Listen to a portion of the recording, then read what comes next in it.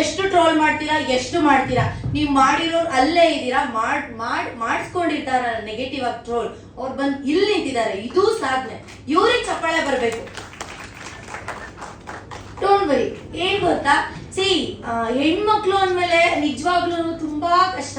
ಏನೋ ಹೇಳ್ತಾರೆ ಗೊತ್ತಾ, ಮುಳ್ ಮೇಲೆ ಬಟ್ಟೆ ಬಿದ್ರು, ಬಟ್ಟೆ ಮೇಲೆ ಮುಳ್ ಬಿದ್ರು, ಹರಿಯೋದು ಬಟ್ಟೆನೆ ಅಂತ ಹೇಳಿ. Exactly I don't know why I am getting CRY.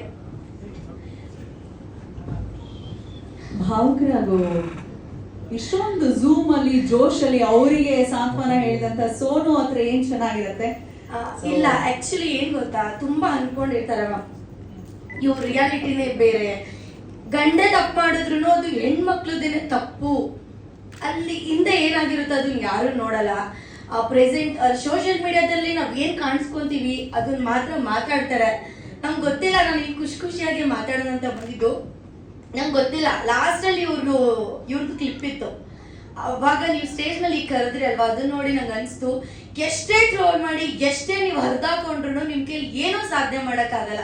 ಅದ್ ನೆಗೆಟಿವ್ ಇರ್ಬೋದು, ಪಾಸಿಟಿವ್ ಇರ್ಬೋದು. ಒಂದ್ ಮೂವಿಗೆ ಒಬ್ಬ ಆರ್ಟಿಸ್ಟ್ ಆಗಿ ನಾನ್ ಇವ್ರ ಜೊತೆ ಮಾಡಕ್ ಇಷ್ಟ ಇಲ್ಲ ಅಂತ ಅಂದ್ರೆ ಓಕೆ, ನಾನು ಆ ರೋಲ್ ನ ಮಾಡಲ್ಲ ಅಂತ ಹೇಳ್ತಾರಲ್ಲ, ಅದು ಆರ್ಟಿಸ್ಟ್ ಅಲ್ಲ.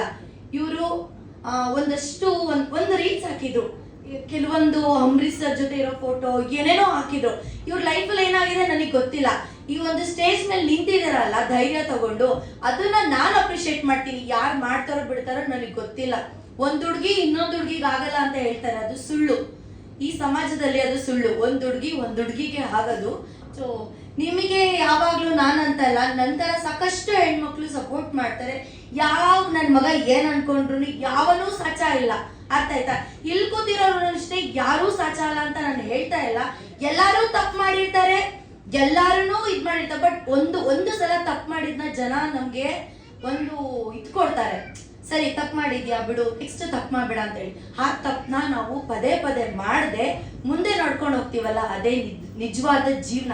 ಸೊ ಗಂಗವ್ರೆ, ವಿ ಲವ್ ಯು. ಎಲ್ಲರೂ ನಿಮ್ಮನ್ನ ಲವ್ ಮಾಡ್ತೀವಿ. ಮಾತಾಡಿ.